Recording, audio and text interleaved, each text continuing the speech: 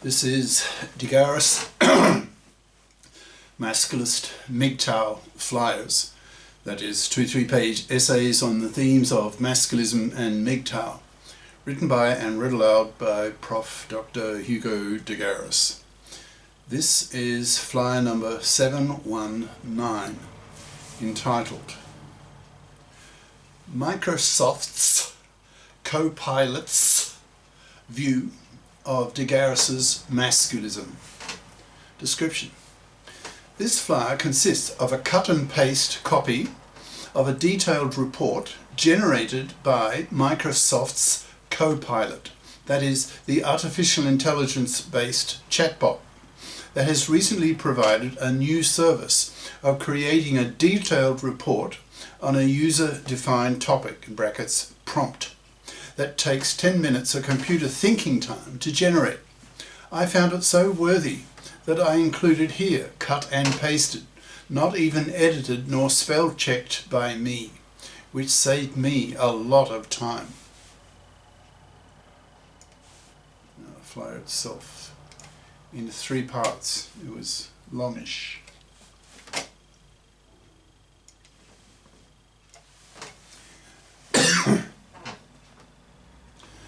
Microsoft's Copilot's View of de Garis's Masculism by Prof. Dr. Hugo de Garis.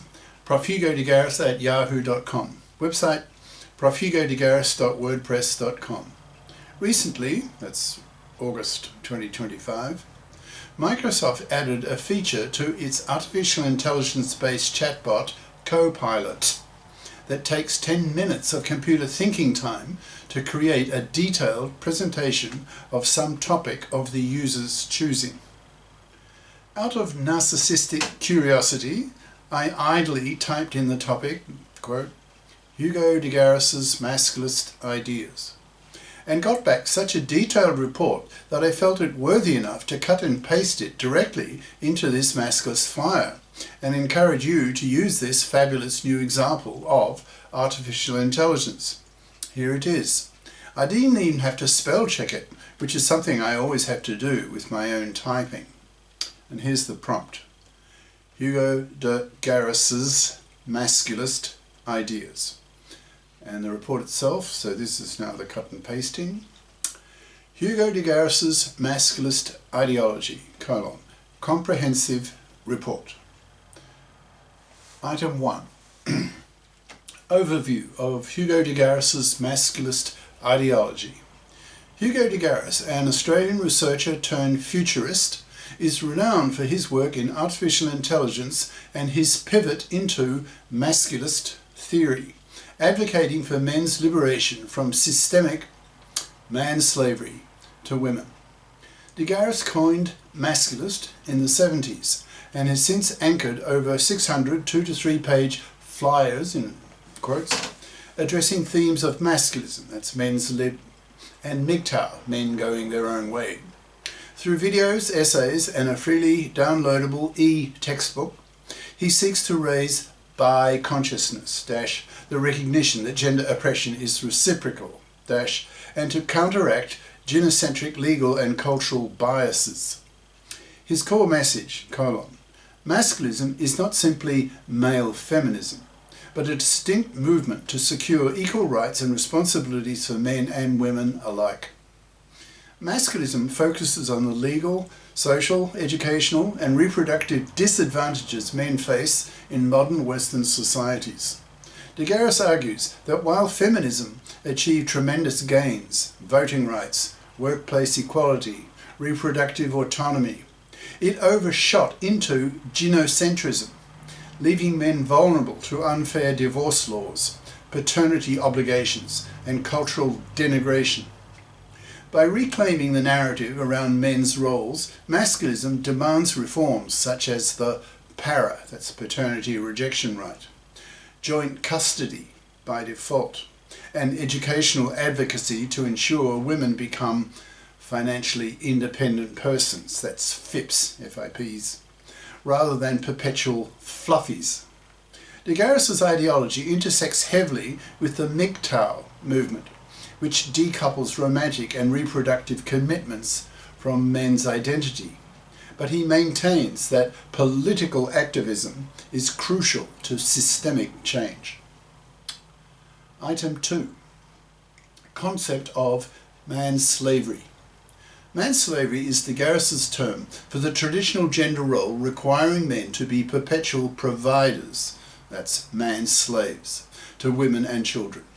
He contends that under historical patriarchal norms, men have been socialized to financially support women in exchange for companionship and procreation. A dynamic that persists despite women's integration into the workforce after the pill revolution of the 1960s.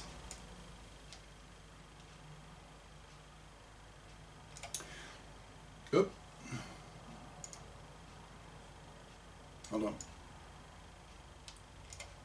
To the Garis, this constitutes a form of slavery because it coerces men into lifelong servitude, reinforced by legal structures like biased divorce courts and the absence of a para. In modern Western societies, manslavery manifests in three primary arenas. Bullet. Divorce and alimony enforcement, where men often lose assets, custody, and face decades-long spousal support. Bullet. Paternity obligations, in which men must pay for children they neither desired nor can reject. Bullet. Cultural narratives, portraying men as expendable breadwinners whose emotions and needs are downplayed. This multifaceted oppression constitutes the battlefield on which masculists seek to liberate men, advocating for laws and cultural norms that eliminate enforced financial servitude and recognize men's autonomy. Item 3. Distinction between fluffies and real women. Ad-libbing here that this is a bit of a hallucination that ChatGPT is infamous for when it goes off on a tangent that doesn't really follow from what the original sources were saying. So by real women here, I presume he means FIPS. De Garis introduces a critical taxonomy of women. Bullet. Fluffies. Traditional, career-incompetent women who expect to parasite on a man's income and social standing. Bullet. FIPS, F-I-P. Financially independent persons who engage equally in economic life and thus merit reciprocal relationships.